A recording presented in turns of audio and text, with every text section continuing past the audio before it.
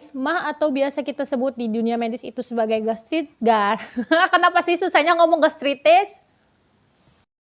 Halo guys, assalamualaikum dan terima kasih sudah mampir ke channel ini.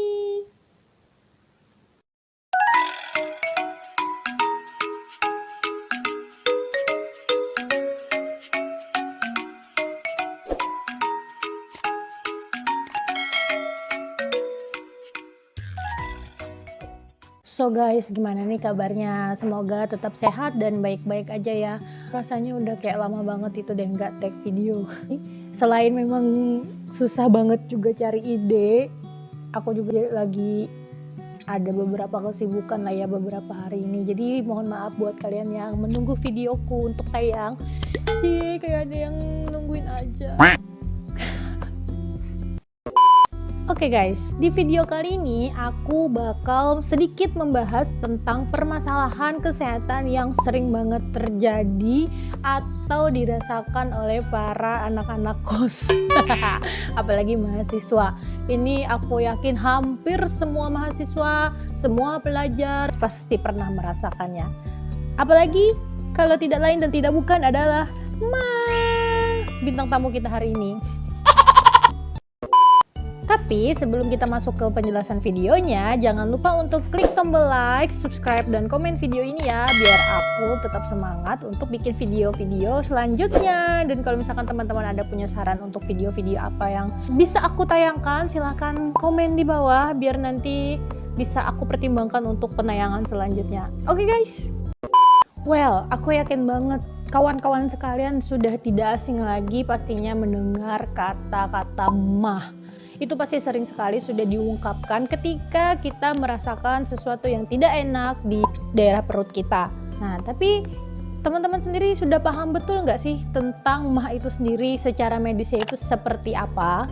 Jadi guys, MAH atau gastritis biasa kita sebut di dunia medis adalah suatu keadaan di mana lambung kita terjadi inflamasi atau peradangan.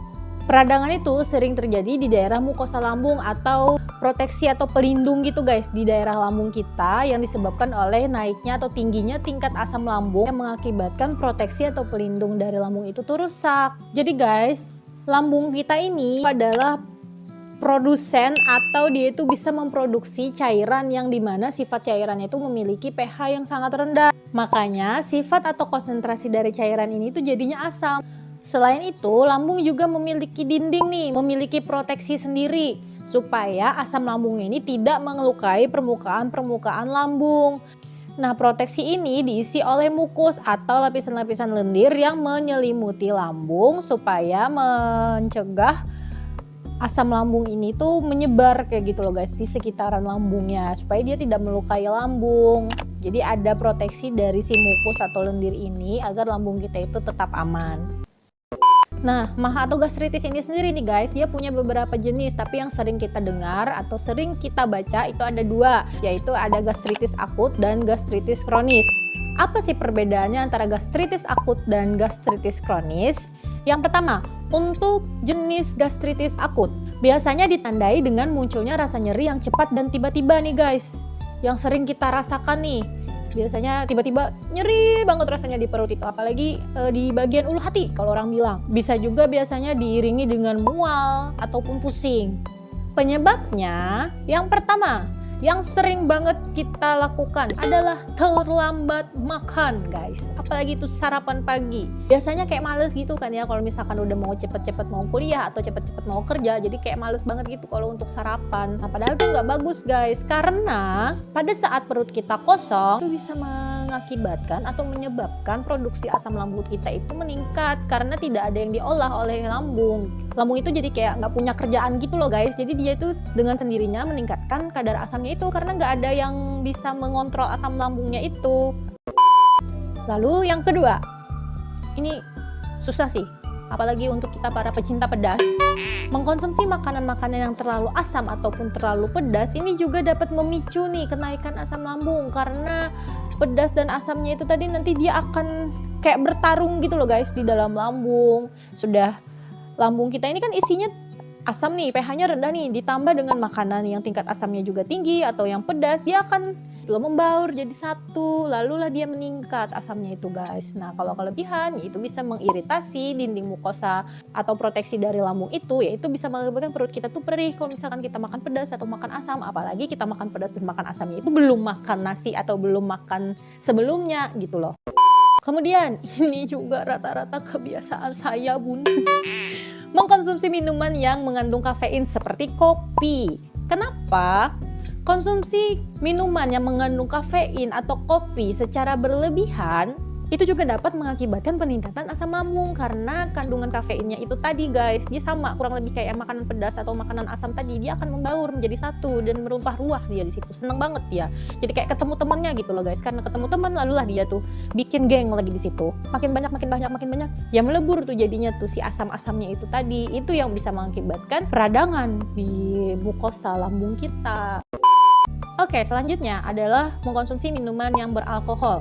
Ini udah pasti sih guys, karena apa? Makanan asam, makanan pedas sama kafein aja itu bisa mengakibatkan peningkatan asam lambung, apalagi alkohol. Alkohol jika dikonsumsi secara terus-menerus dan banyak atau berlebihan itu bisa mengikis atau merusak proteksi dari asam lambung kita. Dia bisa merusak dindingnya, dia bisa merusak mukusnya guys. Jadi kalau itu rusak nggak ada yang memproteksi lagi nih, nggak ada bendungannya. Kalau misalkan bendungan itu nggak ada, banjir toh, keluar toh. Nah nanti itu asam lambungnya jadi keluar. Kalau misalkan si dindingnya ini rusak, kopi aja kagak boleh, apalagi alkohol. Selanjutnya, ini juga sering terjadi di dunia permahasiswaan, apalagi kalau sudah masuk masa-masa tugas banyak, masa-masa ujian atau masa-masa akhir bulan.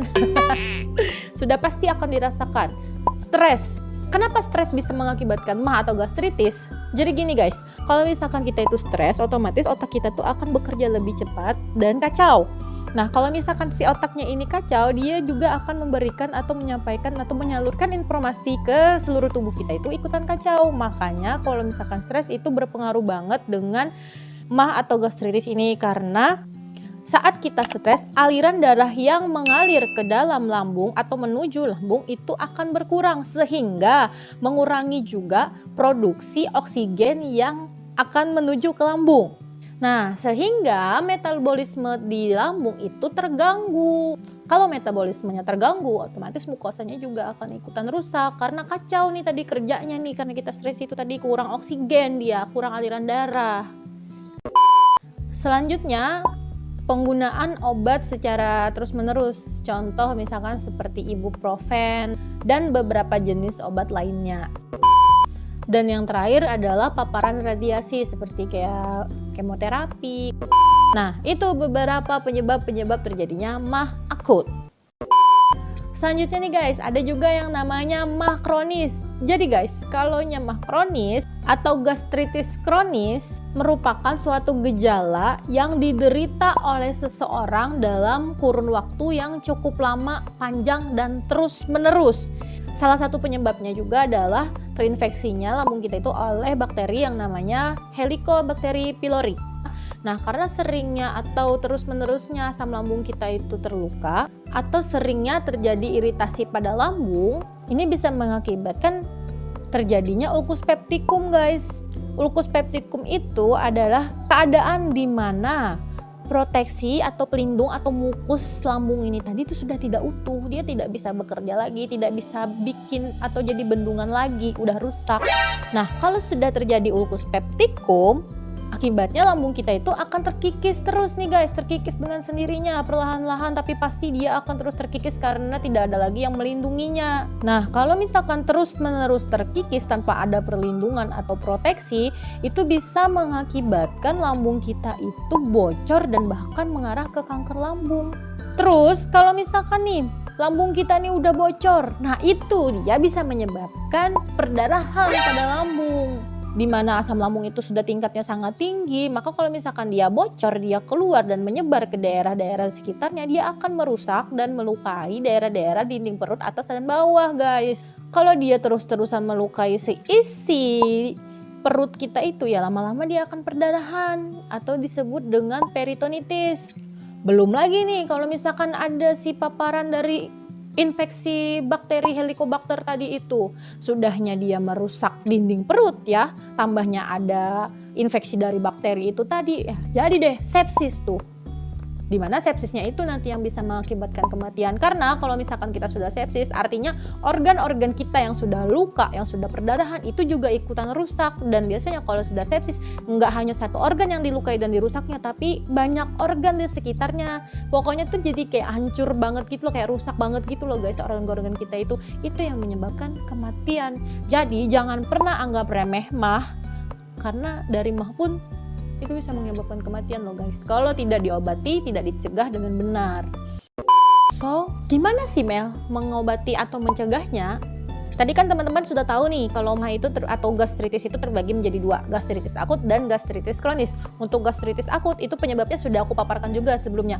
Nah, jadi teman-teman bisa melakukan pencegahan dengan tidak melakukan penyebab-penyebab yang bisa menimbulkan gastritis. Nah, kalau mah kronis itu biasanya memang harus melewati pemeriksaan-pemeriksaan terlebih dahulu nih sampai ketahuannya mah kronis ini. Jadi kenali dulu tanda dan gejala mah yang dirasakan oleh teman-teman. Kan mah yang dialami oleh teman-teman itu sudah sangat lama, berkepanjangan dan terus menerus, itu bisa teman-teman bawa konsultasi ke dokter dulu biar nanti dokter yang mengarahkan bagaimana pengobatan selanjutnya. Kalau misalkan penyakit mahnya muncul karena akhir bulan untuk para anak kos misalkan ya, karena udah kantongnya udah cukup bolong, jadi makannya rada susah, itu bisa cukup dengan mengkonsumsi obat-obatan yang mengandung antasida seperti contohnya Promah, yang ringan-ringan seperti itu. Tapi kayaknya nggak aku suruh, udah stok di rumah kali ya buat akhir bulan. Canda akhir bulan. Nah, jadi gitu ya guys, kalau misalkan teman-teman emang sudah merasa terganggu dengan mah yang teman-teman alami, itu segera periksakan diri teman-teman ke dokter. Karena jangan pernah teman-teman menganggap mah itu sebagai hal yang remeh. Oke?